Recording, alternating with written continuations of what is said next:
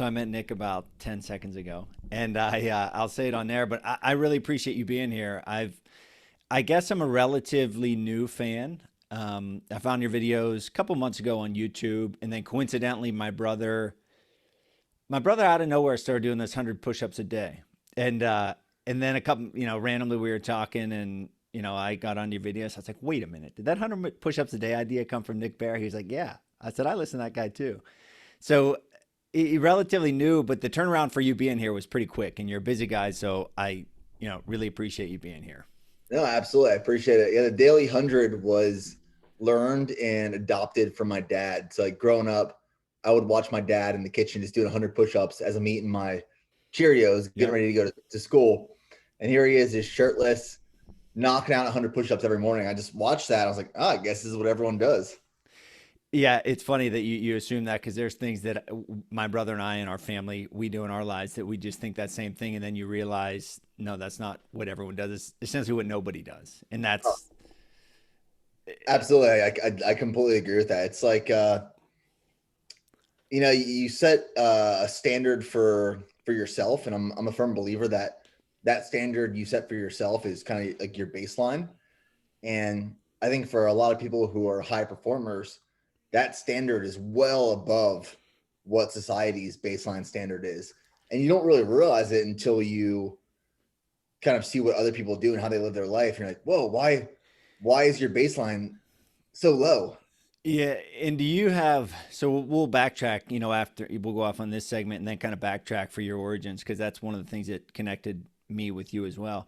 But do you ever find yourself because you interact with a lot of people both on your podcast? Well, I would say okay, so your podcast, your business, Bear Performance Nutrition, speaking generally, you would interact with people who are maybe not of an identical mindset, but a similar mindset. And do you ever find it hard to connect and relate when you're outside of that world, if you're ever outside of that world? Do you ever find it hard to connect and relate to other people, and or do you take for granted, you kind of just said it, but the practical day-to-day examples of that being upfront and personal? Like, for example, if I have to teach a move, a wrestling move or a fighting move, or if I have to explain how to record and upload a podcast, I'm like, well, doesn't everyone know how to do that? And no, nobody does. So I'm hit with that on a regular basis of slow down, break it down, explain it at a basic level. So can you talk a little bit about that in your day to day outside of your professional life? Yeah, I mean, I don't want to come across as like an asshole by any means, but I think it's one of those things that you have to be selective with your time and who you spend that time with.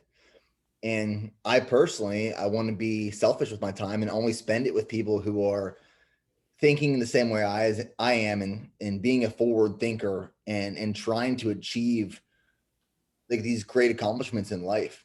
And if I'm surrounding myself with people who aren't thinking that way or want to achieve similar things, to me, it's kind of a waste of my time, Yeah. and it took me a long time to not just realize that, but implement that, where I was giving everyone my time. And I was like, I feel like I'm losing valuable time and I'm wasting time on people and on things who don't care about the things that I care about.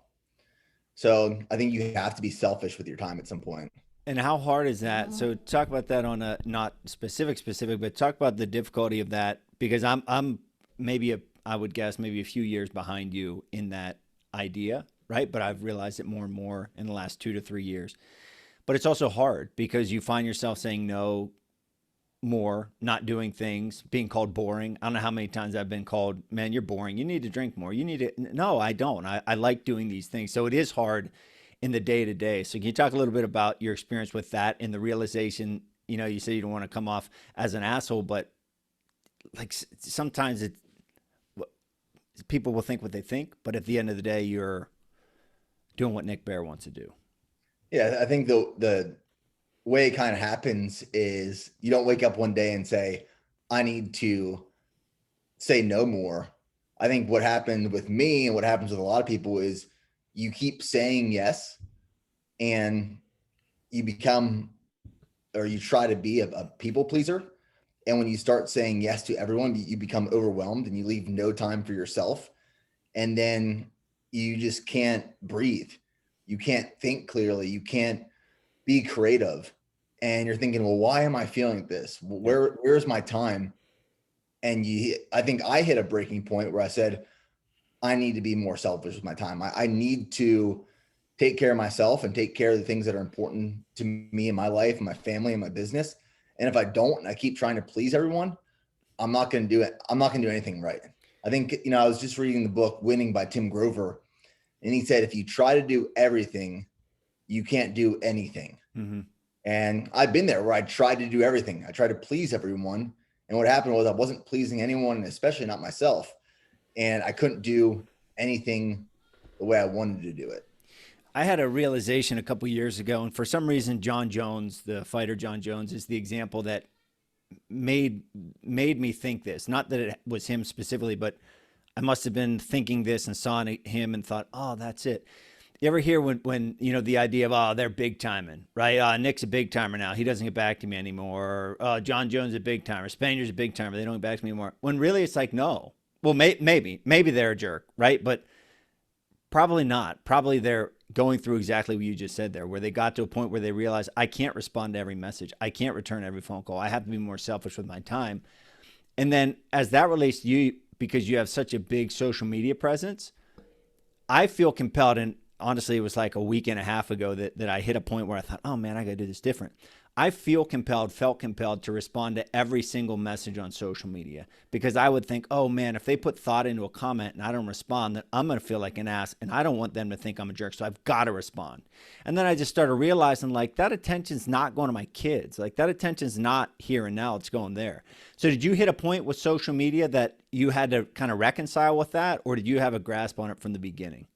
No, I didn't have a grasp on it from the beginning, but I think for me it was one of those things that as the platform started to grow, as the engagement started to grow, and the comments and the DMs, a lot of it's positive. 90% of it, maybe even 95% of it is positive, encouraging words. But then there's always that 5 to 10% that is negative, and that negative stuff will bring you down and hold you back, and it'll make you question what you're doing and how you're saying it and who you're serving. And I found that 5 to 10% of negative talk would get in my head, and it would influence the decisions I was making to stay true to myself. So I limit what I read, what I open, what I engage with, because I'm self-aware of, I know what it has a potential to do. Everyone says, well, suck it up, be hard. Yeah, it's easy to say that, but when you're reading the stuff that's talking about your business and your coworkers and your wife and your family, I was going to say that, wife, yes. It's kind of like, I can only hold back so much. And I just know myself at this point where, man, I just want to surround myself with positive, forward-thinking people rather than those that don't understand me. Yeah, I was thinking wife, because I remember a comment I got after a fight that was something the effect of his wife should leave him. I thought, like, come on, man. Like, I just got knocked out and you're saying my wife should leave me. And that was one of the solid ones that really makes you step back and think, gosh, does this stuff even really matter? And you're right, that especially the negative stuff, it doesn't matter. Kick them when they're down. That's what they'll do. They'll kick you right when you're down, right where it hurts. 100%. So talk about your Pennsylvania roots, because that's one of the things that connected me to you, and also Fort Hood, because I fought down at Fort Hood. But talk about your Pennsylvania roots and your upbringing. Yes, I grew up central Pennsylvania in this small town outside of Hershey, where the chocolate used to be made. Yeah, I live in Hershey. Where did you go to high school? Palmyra area high You school. went to No kidding. I didn't know that. I was thinking IUP. I thought you were from Western. Yeah, I live in E-Town. I live in Elizabethtown. That's wow, awesome. yeah, I was right down the road. Wow. Yeah, my dad still lives in Palmyra, and my dad's side of the family, they were all dairy farmers in Lancaster County. And my mom's side of the family, a lot of them served in the military. So my grandpa served in the Air Force, my uncle was in the Army, my cousin was in the Army. And I loved growing up there, but I always knew that I wanted to push south at one point.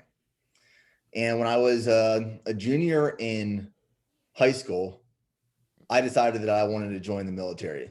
And the reason I wanted to join the military is because I was watching my cousin Matt, who was in the Army. He was serving with the 101st Airborne Division.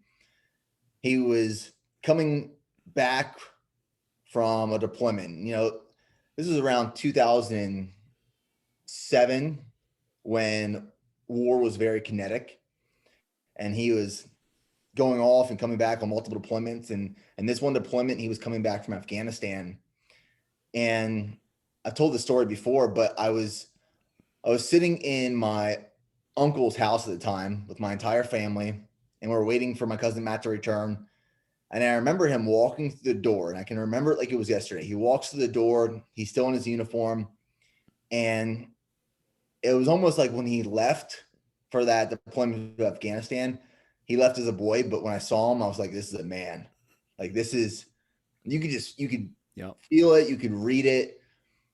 He just like walked in with his chest held high. He was proud of what he was doing. And throughout that night, I remember sitting at the dinner table. My grandma asked him, you know, why do you do this? Like, why do you keep serving? Why do you keep going on these deployments? One, he was under contract, but he said, well, someone has to do it. If I don't, who's going to do it? And I'll never forget that moment, because it made me realize, well, crap, I have an obligation to serve as well. I want to serve. I want to be like my cousin Matt. Mm-hmm. So I applied for an Army ROTC scholarship, and I got the scholarship, which paid for all my tuition, gave me a monthly stipend, paid for my books, gave me money for room and board. And I went to IUP, Indiana University of Pennsylvania. Wasn't my first choice of school, but I couldn't get into any of my first choice schools. I wanted to go to Penn State. I wanted to go to College of Charleston, South Carolina University. Couldn't get into any of those. So I was like, man, well, IUP is a fallback. So I went to IUP and I studied nutrition. I was on an Army ROTC scholarship, and part of the scholarship, because they pay for your tuition and everything, you have a military obligation after you graduate, but you go in as an officer rather than enlisted. And here I am, college student, studying nutrition on this scholarship. And between my junior and senior year of college, I started Bear Performance Nutrition. I love sports performance and nutrition and training and the supplement industry. So at this point, I'm buying ingredients online in bulk, and I'm mixing up my own pre-workout. So I would buy beta-alanine, caffeine, citrulline malate, creatine, and I'd make my own pre-workout in bulk. And they're just coming in powders. In powders. And I'd have this scale in my apartment, and it looked like I was selling drugs in college. I got this scale and this white powder everywhere. And then kids would come to my dorm room, and I hand them a baggie. They hand me $5, and it was like this exchange. And you know, but anyone not listening, IUP, Indiana University of Parties. That when I was, a couple of my friends went to IUP. I'm a little older than you, but it does have a reputation for parties. So add that to your white powder mix in baggies, and absolutely. Oh, it's a party school for sure. So I was mixing up my own pre-workouts, and I'm just loving it. Like, I love experimenting with ingredients and training and seeing the effects. And between my junior and senior year of college, when I started BPN, we had this opportunity to take a loan out with the military associated bank called USAA. And it was called the pre-commissioning loan. So USAA offered this loan to cadets getting ready to commission into the Army, and you can get up to $25,000. Most students are using this money to get engagement rings, go on vacations, get a new car. And I was like, this is my golden ticket to start a business. I don't have to start making payments for 18 months after commissioning, low interest. It was like the perfect situation. So I got approved for $20,000. And with that $20,000, I put the inventory on order. I found a manufacturer in the States, set up my formula. We put it, into production. I spent all my money on the inventory itself. So I had to have a friend design the labels for free. Another friend do the website for like $500. And I just tried to figure out how to launch a business. And did you like throughout high school, your upbringing, your dad doing the push-ups, you having this in your mind into sports performance, nutrition, training. Was it in your mind already that, hey, I'd like to start a nutrition company, or was that something that kind of was born whenever you saw the opportunity for the loan? Yeah, that was kind of, I don't want to say it was born when I saw the opportunity for the loan. It was something in the back of my head for a while where I was like, man, I would love to own my own supplement company one day. And it was when bodybuilding.com forums were really popular. So people would go on bodybuilding.com forums. It was like the social media of fitness in 2012. And people would go on these forums and they would document the progress of certain supplements they were using for training. And then when I saw the opportunity to take the loan out, that's when I said, here it is. Mm-hmm. It was also right after this military training where we spent 30 days in Fort Lewis, Washington. And I came back from that training with like this newfound confidence. And literally the day after I got back, I said, I'm starting a company. So that's how that got started. And then when I launched the company, I placed the inventory on order. 12 weeks later, get the inventory. I had the website built, logo, labels, everything done. Launched it thinking I was going to make all this money, and boom, nothing. It was like I had all the supply in the world, literally zero demand. I was like, oh man, I messed something up along the way. Um, And sorry, go ahead. just sorry to interject. Just today, so probably about 2 hours ago, I was talking to my unofficial partner, and he helps me with design, creative thinking, everything. And we were laughing at exactly what you just said. And I'm still going through it. Like we're still going through it right now, where it's just that you just have so much to give, and so many copies of the book, and so many shirts to sell, and nobody buying them. And watching someone like you, for me, and I'll talk about the aspiration in a little bit, but inspiration, me watching someone like you, what really hooked me recently, I saw your, it was one of your first videos and some of the early stuff where you felt awkward in front of the camera. And like that stuff's gold. That as someone who is trying to do what you're doing video wise, that's gold, because so many people are afraid to look like idiots, and so many people are afraid to stutter and afraid to misspeak. And just, I mean, when I watch my early stuff, I'm unbelievably embarrassed. And once you do that and commit to it, it's like that's how success is made. And so for me, looking at you do this stuff, it's just like, okay, it's reinforcement for me to see where you're at now, where you started, and to be able to kind of follow that journey. And you do that for a lot of people, whether they're in business or not in business. Well, they say if you don't look back at what you were doing the year prior and cringe, you're not growing. You're not doing something right. So the video we're actually filming this week is titled "The 4 Times I Almost Lost My Business," because that post that you're talking about, it resonated with so many people, and the feedback was so good that it made me start to think, why did that resonate with so many people? Well, it was relatable. It was relatable to people's journey along the way, because so many people see, the headquarters we're in now and the gym that we have and the business we've built, but it's been a decade in the making. And there's been multiple times throughout that last decade where I have almost lost the business completely. Right. So I think it's powerful to document and share those stories, because people need to realize we're all in this together. We're all Yeah. trying to figure it out. No one has the answers when you get started. If you had the answers when you got started, there'd be no point of the journey. It wouldn't be fun.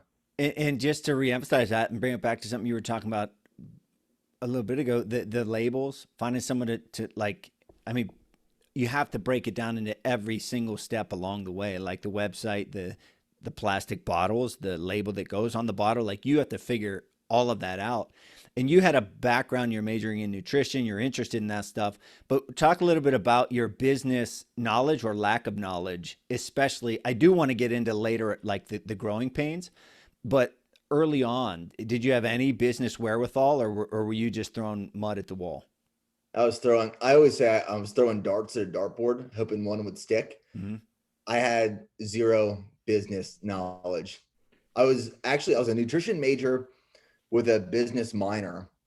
And what I learned after graduating college was that business minor taught me absolutely nothing about business that you can actually apply to the outside world. And it was all just trying to figure it out as I went. You know, I would reach a problem, and then I would Google it, and then I'd find the solution, and I would test it and implement it and see what worked and what didn't work. And then if it worked, I would keep doing that. If it didn't, I wouldn't do it again. And Google was my best friend to build a business, where it was, how do I edit videos? How do I rebuild my website? How do I code a website? How do I design my own labels? All these things, because I didn't have the money to hire people. Mm-hmm. I had no money left, and it was all, what can I figure out on my own? I was the Swiss Army pocket knife of BPN for honestly 7 years. And how good does it feel to not, again, your responsibility, your kind of risk is a lot more. It's a lot more big and powerful, but the day to day not being that pocket knife, how different does that feel now than it did back then? I mean, it's like night and day now to what I was doing then. But what's cool is, because I've done all these different jobs, you know, even like when I'm working with our creative team and a marketing team, I've built websites before. I've edited videos. I've edited audio. I have a creative side because I wasn't born creative. I had to Mm-hmm. learn it. So I can add input, and I can, you know, help with the vision.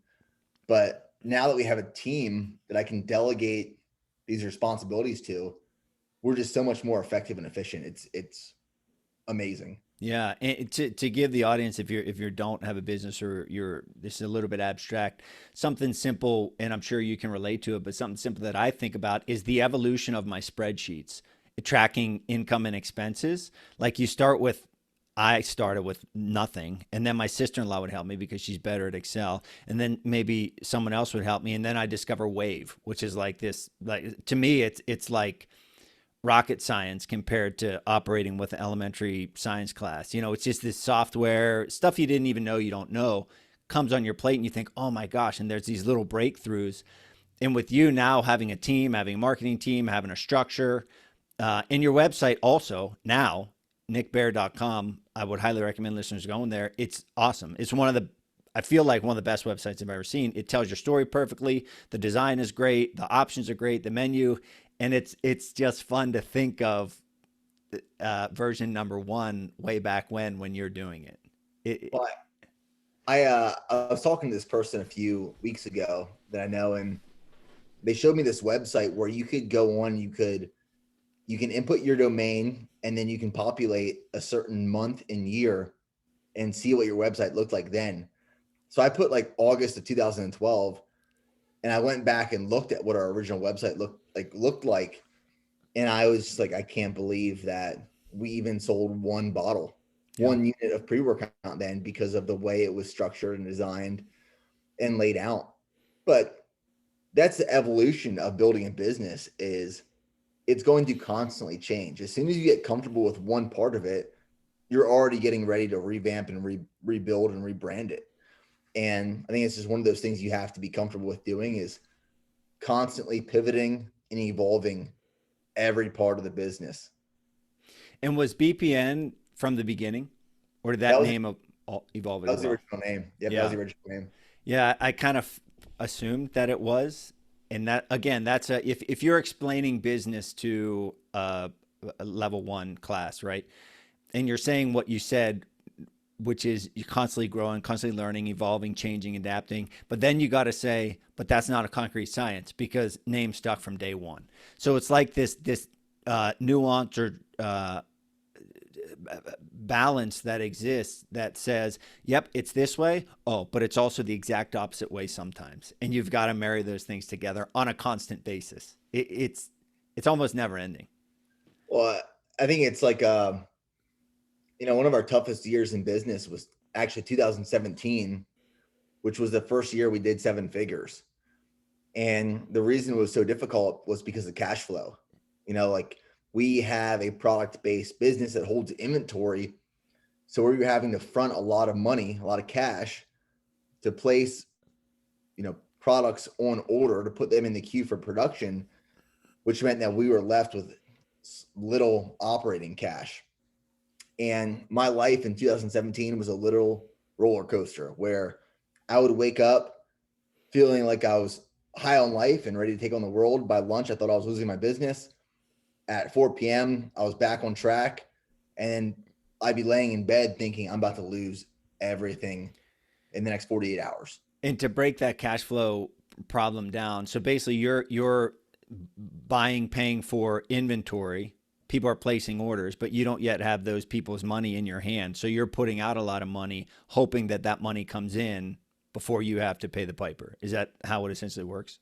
Yeah. So in 2017, we were much smaller brand. We were working with a different manufacturer and we didn't have terms. So terms are, for example, say I place 100,000 units on an order and you have net 30 terms, which means you don't pay for that inventory until 30 days after you receive it. In 2017, we didn't have any terms because we didn't have really established business at that point. So we had 12-week lead times. When we would place a production order, we would put 50% of that money down. So if a production order was $40,000, then we would put $20,000 down to put it in production. And then 12 weeks later, when it shipped, we would pay off the remaining 20,000. Mm-hmm. Then the inventory would ship to us.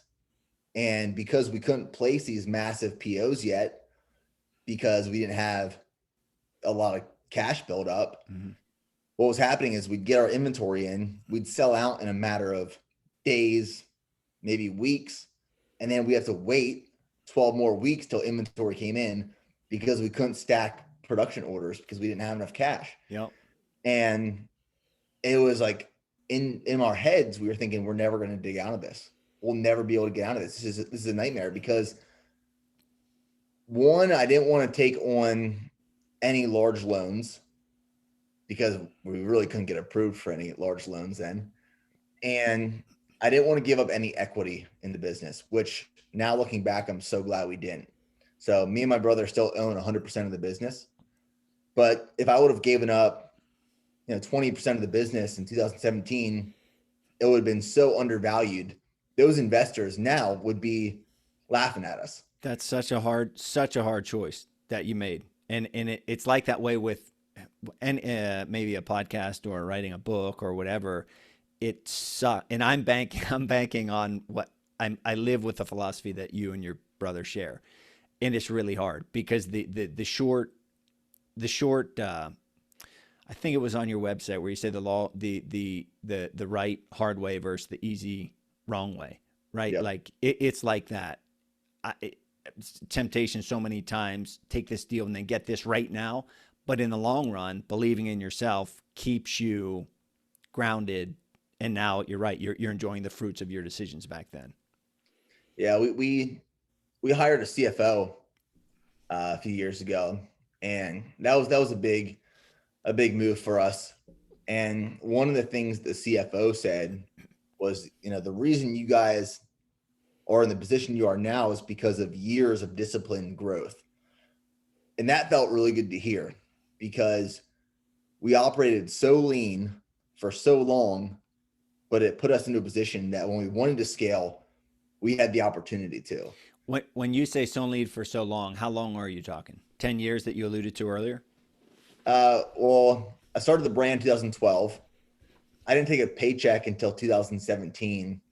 And then it was me, my brother, and our friend Joe, who's still working here, until 2018. We hired John, who helped with the warehouse. And then in 2019, we hired our first videographer. So between 2012 and 2019, I was still filming all the videos, posting on social media. I was wearing many, many hats. But when we hired our videographer, his name is Jordan, he's now our creative director. That was an eye-opening experience for us because when I realized you hire the right person for the right job, it's not an expense. it's an investment. That investment has an ROI. And then if you keep hiring the right people for the right jobs, that's how you scale. So many different directions I can go in.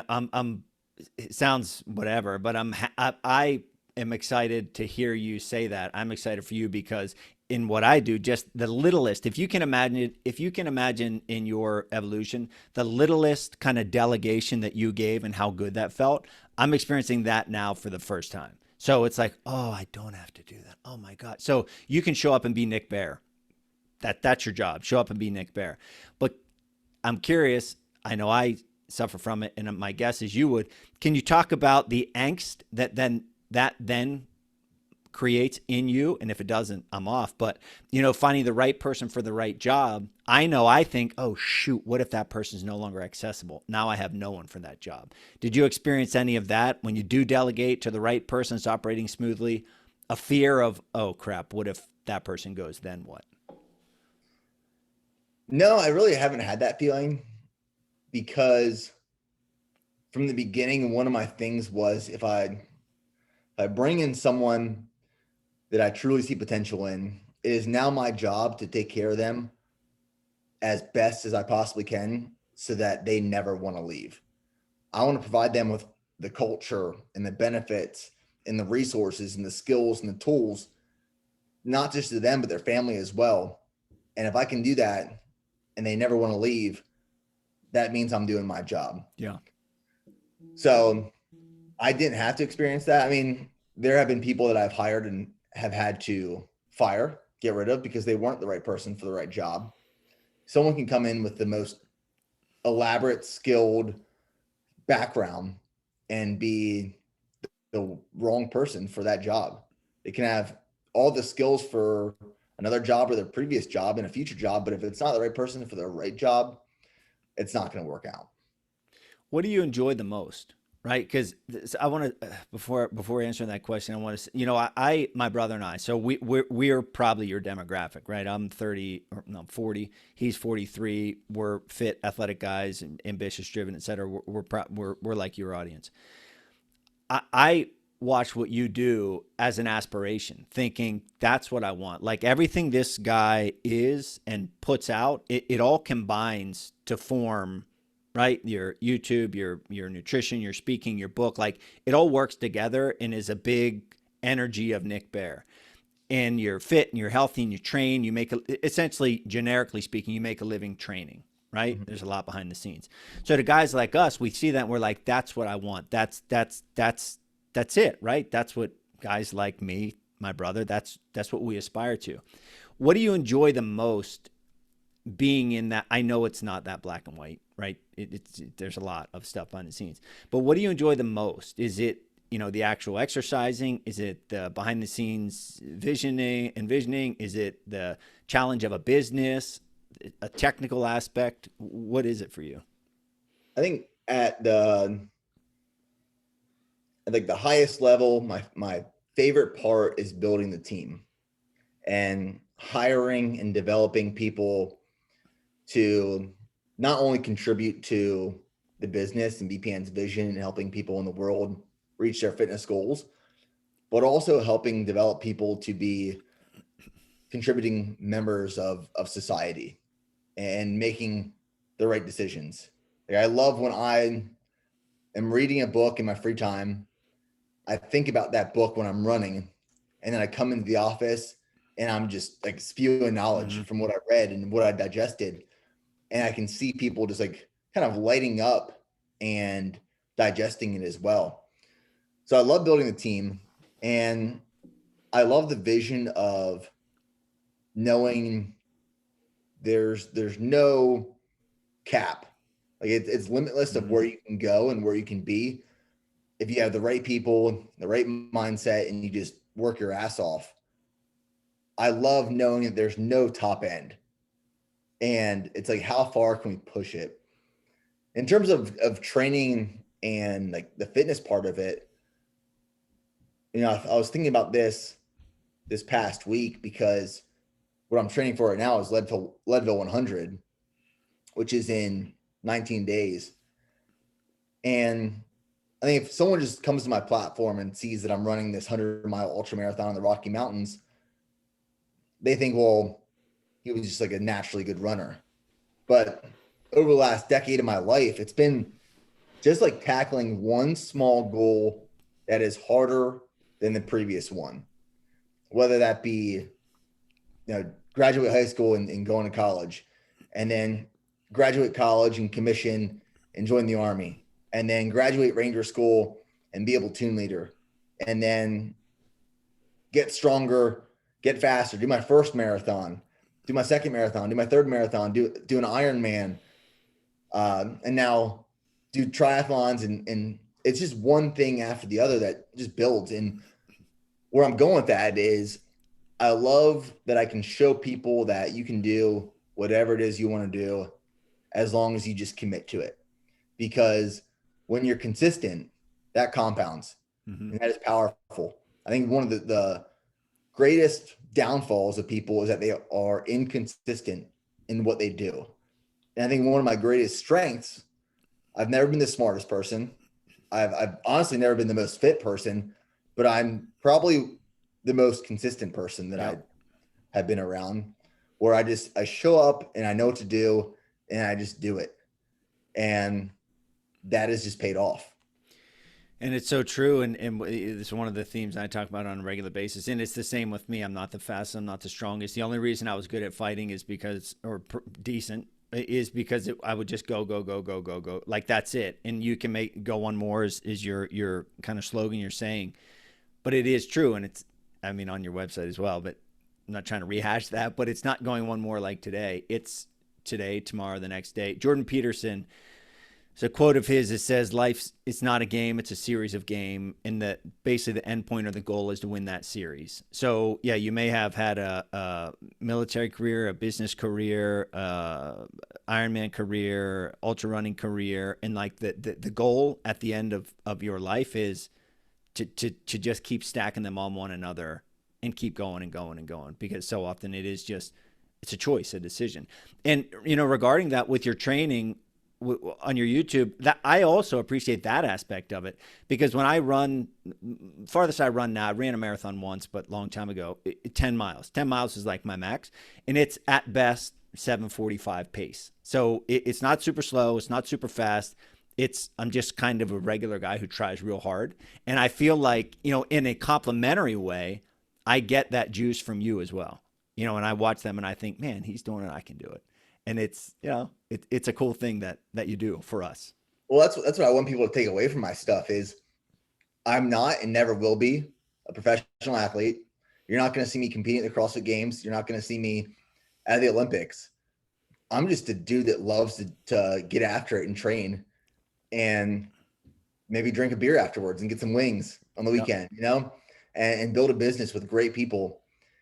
And one of the things that I always think about is like the day that I'm about to die, if I'm on my deathbed and I look back and my life plays like as this reel, and it's just like these flashes of the greatest moments of my life, I just want to reflect back and think of, here's all the things that I've done. And like you said, stacked over the course of my life. And, this past weekend, I just turned 31. So I'm about to enter this like new phase of life where I'm now married. We're going to start a family. I'm just getting started, it's getting started.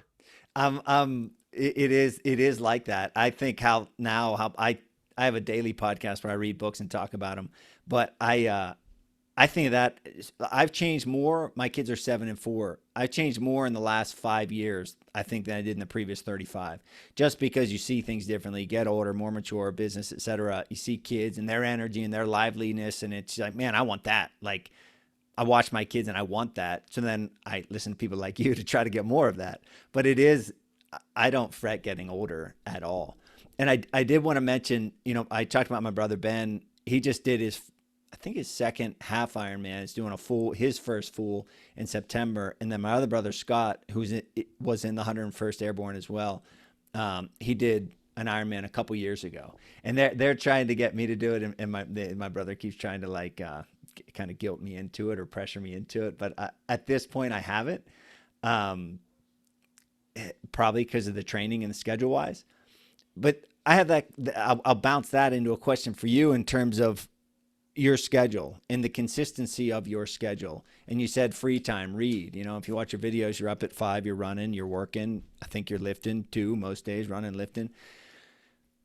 How do you devise that? And then what percent of the time are you spot on with that schedule? This is like kind of a selfish question because I always test myself, right? So how do you organize your schedule, and then what percentage of your time is that boom to a T?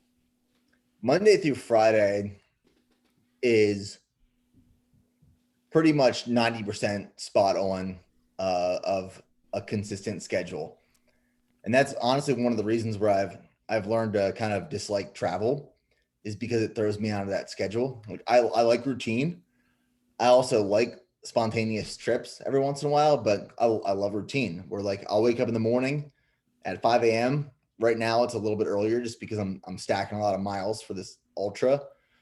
But typically I'll wake up at 5 a.m. and I'll start listening to a podcast. I'll drink some coffee and kind of just like get in the rhythm of things.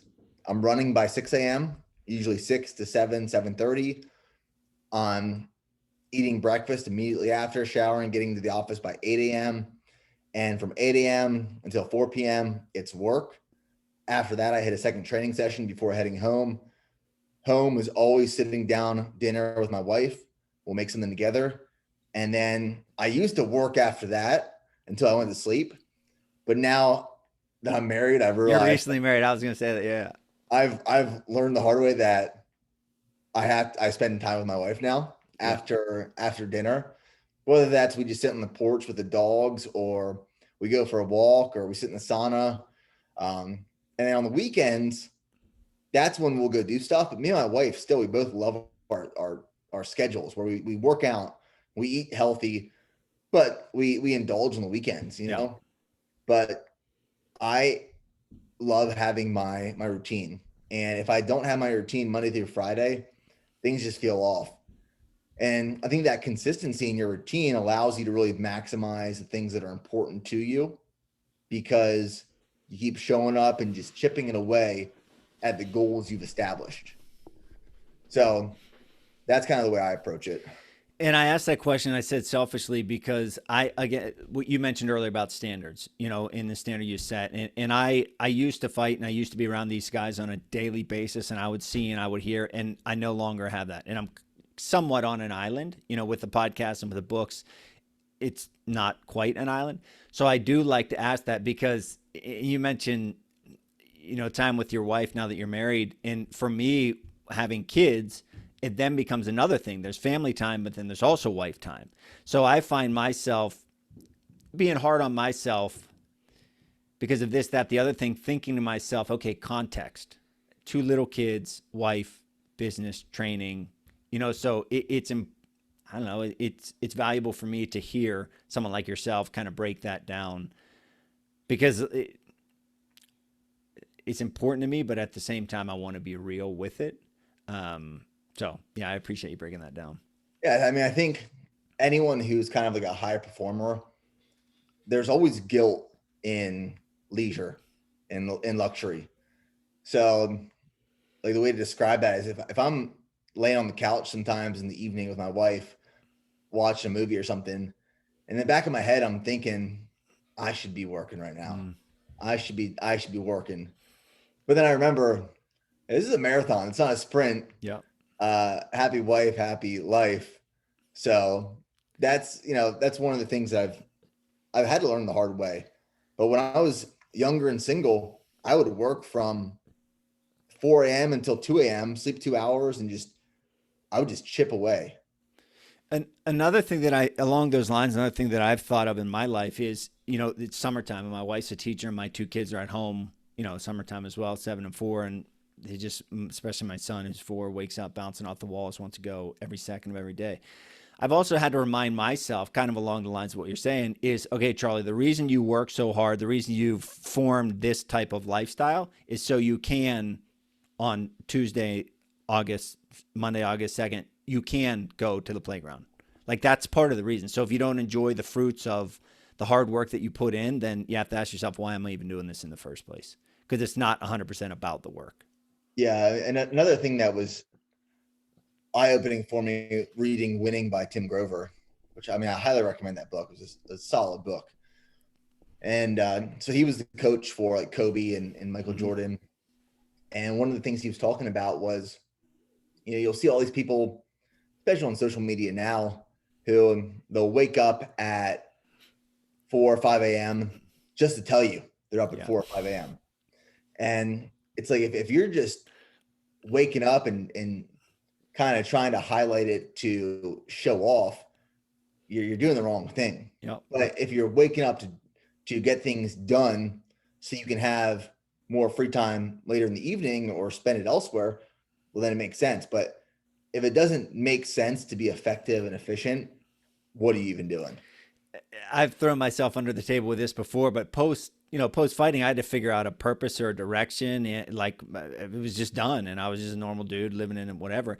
And I would make those, what I now look back on and think are virtuous posts, right? Like, oh, look at me, I'm up early, I'm reading a book, blah, blah, blah. And I've really had to check myself and realize kind of the, lack of a better word, the doucheness of myself in being that guy. And so I'm hypersensitive to that now. And I always say to my wife, hey, if you ever see one of those posts, make sure you tell me. So she'll tell me every once in a while.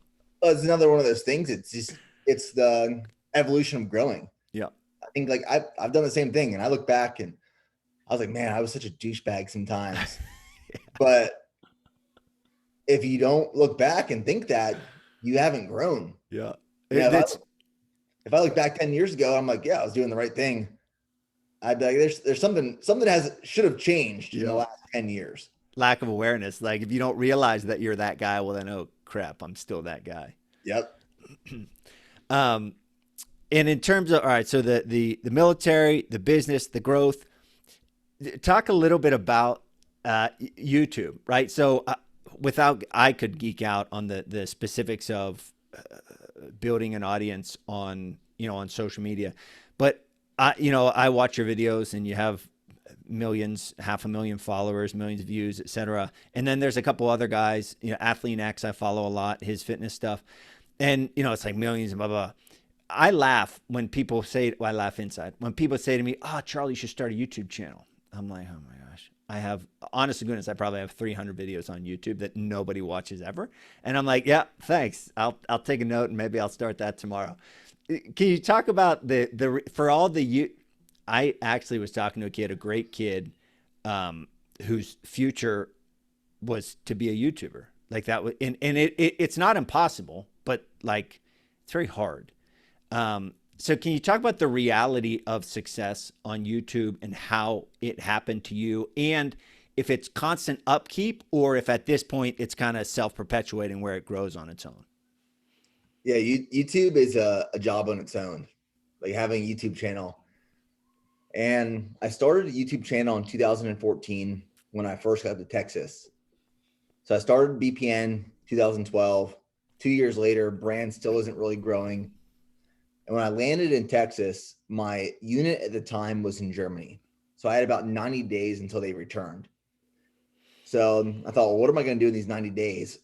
I'm going to buy a camera. I'm going to spend my last $500 and I'm going to buy a camera and I'm going to start just documenting my life.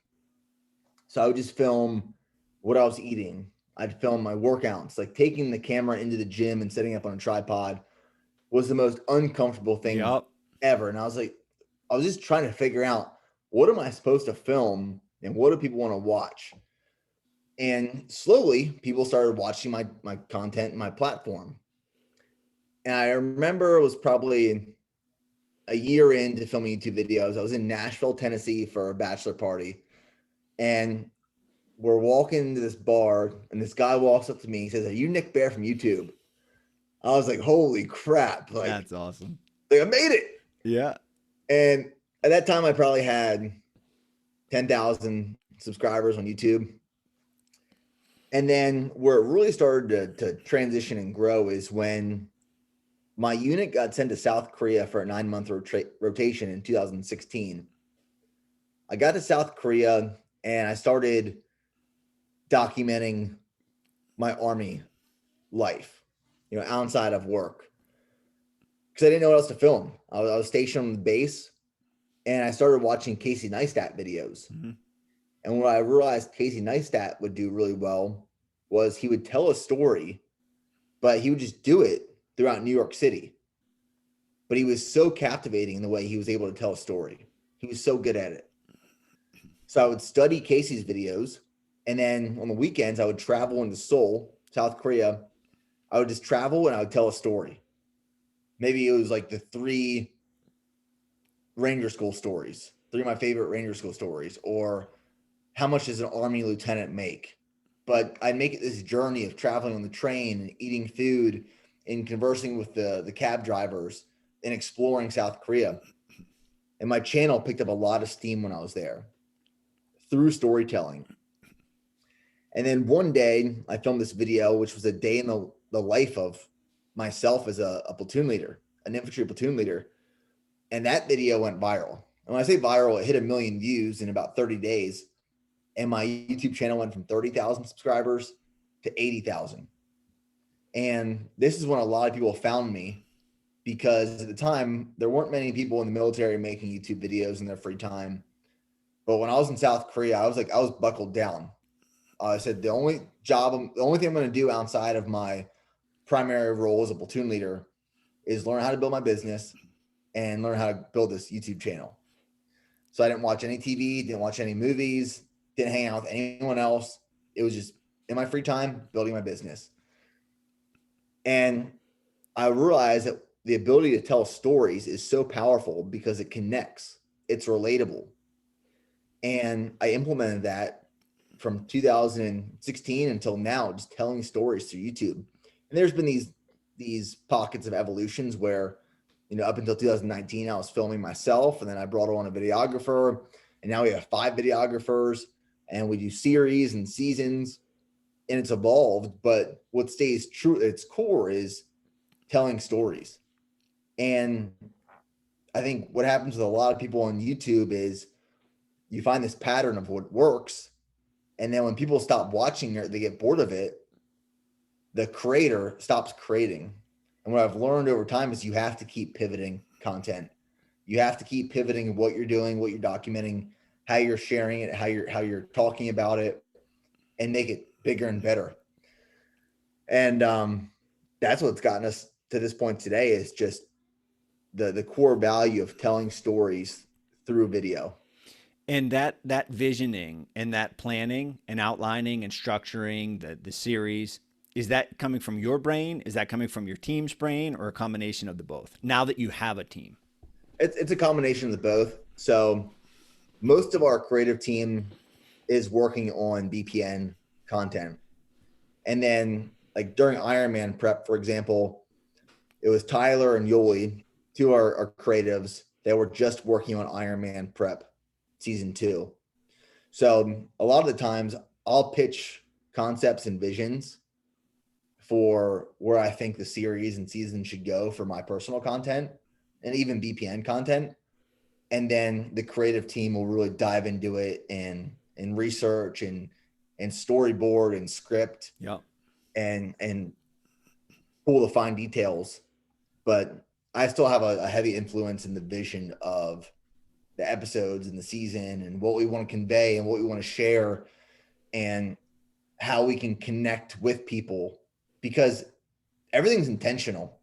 I think a lot of people watch these videos or the content we put out, and it just seems like we're just doing something and filming it and putting it out there. But every little thing is intentional. Every step along the way is intentional. And I just want to reiterate to the listeners that you don't get to the point where you have a team that storyboards with you and for you unless you start in your truck that day in 2014. Like it can't get there without doing that stuff. And that's just it seems like a blinding flash of the obvious, but people kind of forget that and just want to go straight to the team that storyboards for you. Oh yeah. I remember this one night vividly. We were sitting in our first warehouse we ever had. It was 6,000 square feet.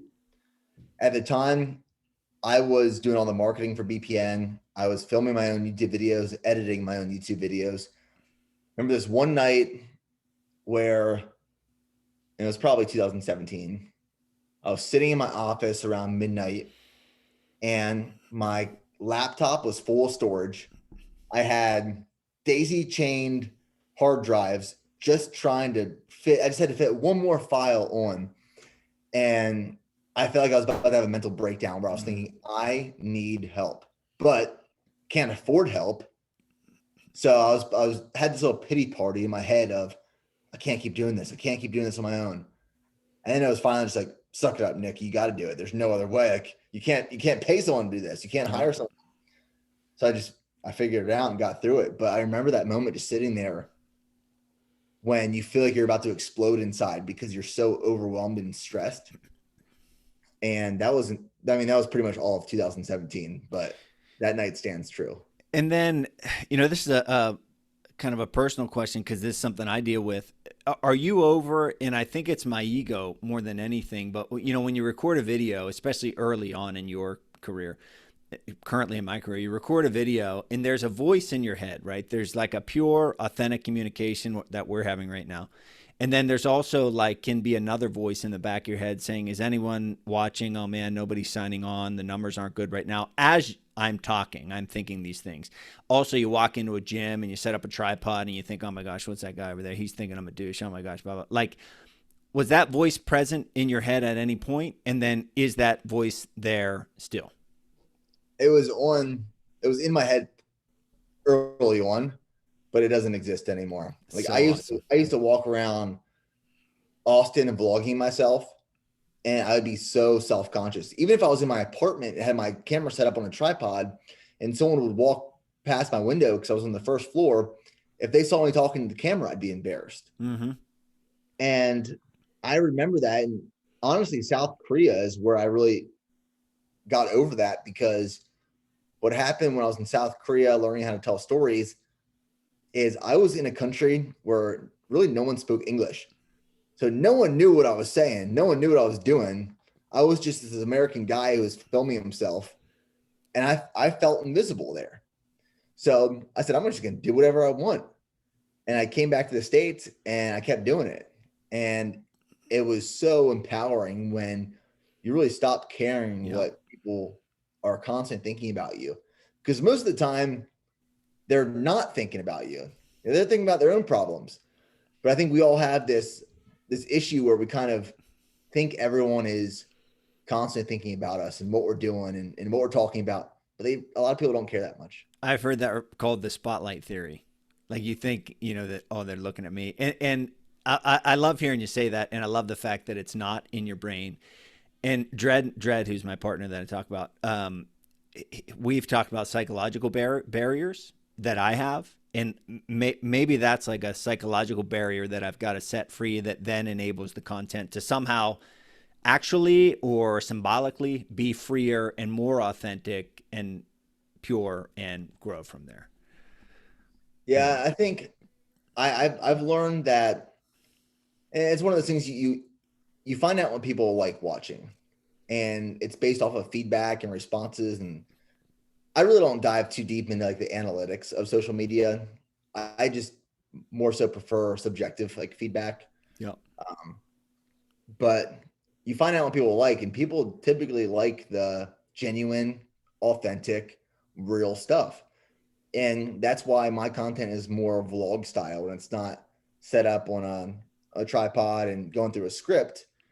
It's just, I'm documenting my life and what we're doing, and people seem to attract to that. Yeah. Drawn to it. Well, we're coming up on an hour, man, but I didn't even breach your podcast, your book. You do a lot. I'm a consumer of it. I know my brother's a consumer of it. Hundreds of thousands of other people are consumers of it. But I really appreciate you being here. Take a minute to share the specifics of your, YouTube, social media, etc. Yeah, you can find out more information at nickbare, it's BARE.com. My podcast is the Bear Performance Podcast. On Instagram, it is Nick Bear Fitness. And then if you go on YouTube and just type in Nick Bear, I'll probably have a bunch of videos that pop up with me with my shirt off running somewhere. And then my book is 25 hours a day, which can be found on Amazon. And it's essentially my story of building my business through the time in the military and then afterwards. And I'm going to order that as soon as we hang up, cover it on the show, and then publish this interview the week of covering that book. So, again, man, thanks for being here. I appreciate everything you're doing. And next time you're home, I'll shoot you my information. If you come home for Christmas and stuff, I'd love to train, man. That'd be fun. That'd be awesome. Yeah. Thanks, man. All right, man. Thanks, Nick.